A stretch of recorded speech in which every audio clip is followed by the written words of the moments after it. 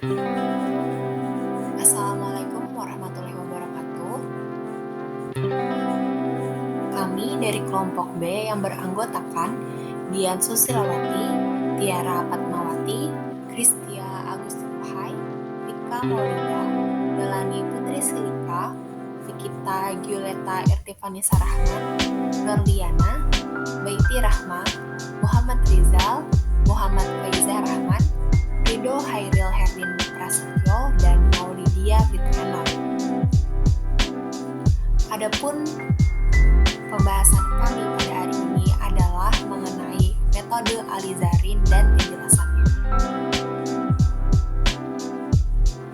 Topik yang akan kami bahas adalah pengertian, tujuan, bahan dan alat, hasil, fungsi larutan, faktor keberhasilan, dan kekurangan serta kelebihan.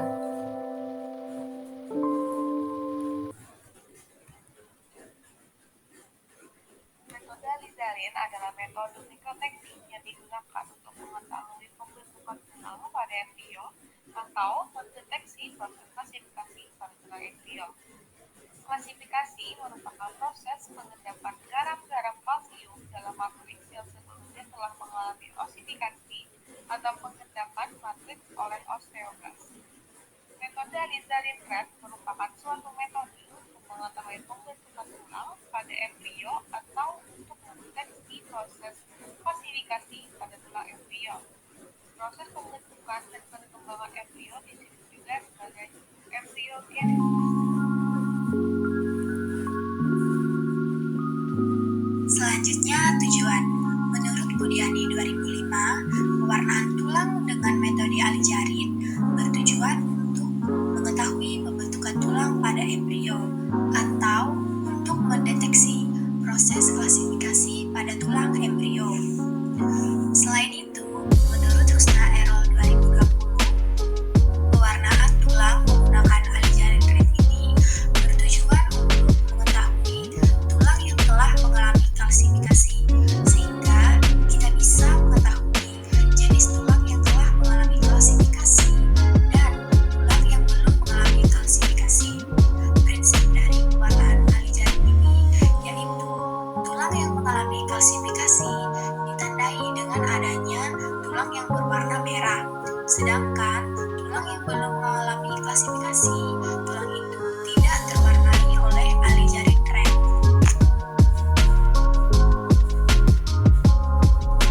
Bahan yang digunakan pada praktikum ini antara lain anak ayam, cicak, embrio mencit, anak katak, larutan fiksatif atau alkohol 70%, kemudian larutan KOH 1% yaitu 1 gram kristal KOH dilarutkan dalam 100 ml air destilasi. Ada larutan KOH 2% yaitu 2 kristal KOH dilarutkan dalam 100 ml air destilasi. Kemudian larutan pupuk alizarin yaitu dengan menyiapkan larutan jenuh alizarin red S dalam asam asetat 50% ke dalam 5 ml larutan jenuh. Kemudian ditambahkan 11 ml gliserin dan 60 ml kloral hidrat 1%. Kemudian ada larutan alizarin siap pakai yaitu dengan mengecerkan 0,4 ml larutan alizarin stick dalam 400 ml KOH 1%. Kemudian ada larutan penyeling 1 yaitu KOH 2% 100 ml, formalin 0,2% 100 ml dan gliserin 100 ml. Dan terakhir ada larutan penyeling 2 yaitu KOH 20% 50 ml dan gliserin 200 ml. Alat yang digunakan pada praktikum ini adalah yang pertama, perangkat alat bedah, kedua, papan bedah, ketiga, timbangan, keempat, kertas milimeter, kelima, mikroskop stereo. Hasil pengamatan yang kami tampilkan ini adalah hasil dari kakak tingkat tahun 2018 yang mana mereka menggunakan hewan uji yang pertama yaitu anak ayam. Terlihat dari gambar 1 yang pertama ada kepala, kedua sayap, ketiga leher, keempat ekor, kelima punggung. Dari gambar 2 terlihat mata, paruh, dan cakar. Hewan uji yang kedua yaitu cicak. Terlihat dari gambar 1 ada mata, dari gambar 2 ada kaki depan dan punggung cicak, dari gambar 3 terlihat kaki belakang, cakar, dan ekor.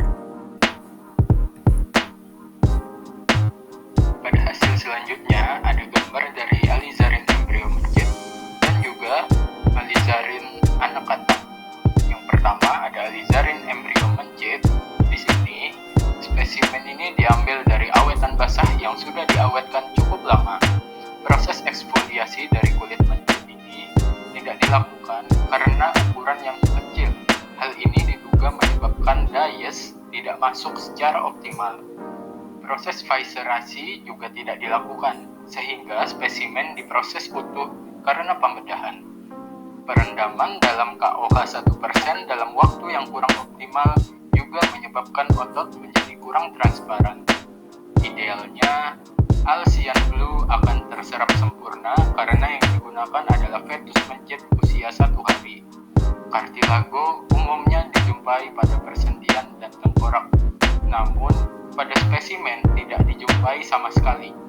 Justru, bekas potongan plasenta terwarnai hijau kebiruan. Secara umum, struktur skeleton teramati, namun kurang jelas karena kurang jernih. Hasil yang kedua merupakan hasil dari alizarin anak katak dan hasil alizarin katak. Hasil ini merupakan hasil yang paling baik di antara kelompok hewan lainnya. Kondisi ini disebabkan karena sebelum diproses, katak pohon mengalami eksfoliasi atau pengikisan daging dan otot, serta eliminasi pada rongga abdomennya. Rangka segar diproses dengan teknologi, sehingga alizarin gratis berhasil mewarnai osteum dan Alcyan Blue mewarnai kartilago. Pada Rhabdopus leucomistax, ujung-ujung jari kaki maupun tangan kumpul dan melebar, membentuk bantalan seperti cakram. Jari-jari tangan ada 4 buah, sedangkan jari kaki 5 buah. Tungkai depan terdapat persatuan radius dan ulna, sedangkan tungkai belakang tibia bersatu dengan fibula. Persatuan tulang membentuk segmen yang kuat untuk pergerakan Rhabdopus leucomistax. Di ujung tulang jarinya berbentuk huruf Y yang akan mendukung bantalan berbentuk cakram dan secara bersama akan memberi kekuatan meningkatkan penekanan jari pada substrat.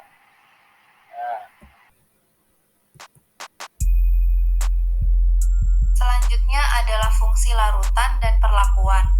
Larutan yang digunakan dalam metode alizarin yang pertama ada larutan alkohol 70%, yang berfungsi sebagai larutan fiksatif. Tahap fiksasi sendiri bertujuan untuk mempertahankan morfologi dari hewan coba seperti kondisi awal atau sama seperti ketika hidup, tanpa adanya perubahan bentuk maupun ukuran. Selain itu, fiksasi juga berfungsi untuk mencegah autolisis atau proses pembusukan. Larutan yang kedua ada larutan KOH 1%, yang berfungsi untuk membantu menjernihkan sediaan hewan coba sehingga nantinya jaringan yang membungkus tubuh menjadi transparan. Kemudian larutan alizarin merupakan larutan pewarna yang bermanfaat untuk mengetahui proses penting berupa pembentukan matriks tulang dan osifikasi atau penulangan, serta kalsifikasi. Fungsi larutan dan perlakuan selanjutnya ada gliserin, berfungsi untuk mengawetkan objek, formalin, berfungsi untuk pengawet jaringan hidup atau organ tubuh pada manusia atau hewan, sitasi, kurniasi 2016, dan yang terakhir ada larutan penjernih, berfungsi untuk mengurangi kelebihan pewarna yang masuk ke dalam jaringan otot sehingga otot menjadi tampak jernih transparan, sitasi Natalina 2010. Faktor-faktor pengaruh. Terdapat beberapa faktor yang mempengaruhi keberhasilan serta kegagalan pewarnaan alizarin. Di antaranya ada kandungan mineral yang terlarut, kepekatan larutan alizarin, dan ketepatan perlakuan pemberian larutan pendukung. Citasi Sukra 2000. Faktor yang dapat mempengaruhi pewarnaan alizarin adalah pH, senyawa ion logam lain, dan konsentrasi rigat. Citasi Soma Sundaran 1986.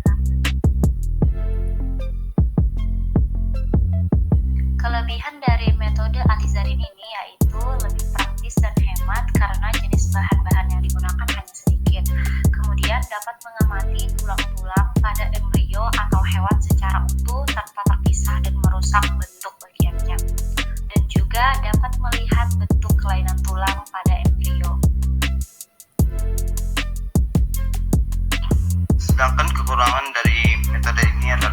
hanya tulang keras saja yang terwarnai, sedangkan tulang rawan tidak terwarnai, sehingga tidak dapat mengamati tulang rawan yang terbentuk, serta tidak dapat membedakan tulang rawan dan tulang keras pada embrio. Selain itu, kelemahan lainnya pada metode alizarin adalah proses pengerjaannya yang memakan waktu yang cukup lama, sehingga tidak efisien terhadap waktu, dan mudah rusak karena embrio yang diwarnai dengan metode alizarin akan sangat lunak, serta mudah hancur jika terkena getaran yang cukup keras, menurut Natalina 2010. Baik, itu tadi pembahasan dan penjelasan singkat mengenai metode alizarin yang sudah disampaikan oleh kelompok B Praktikum Mikroteknik. Semoga penjelasan mengenai metode alizarin ini dapat memberikan pemahaman yang baik bagi teman-teman sekalian. Sumber yang kami dapat merupakan hasil dari pengamatan praktikum pada tahun 2018 yang dikerjakan oleh Angkatan 2018 Biologi FMIPA ULM. Selain itu, sumber lain merupakan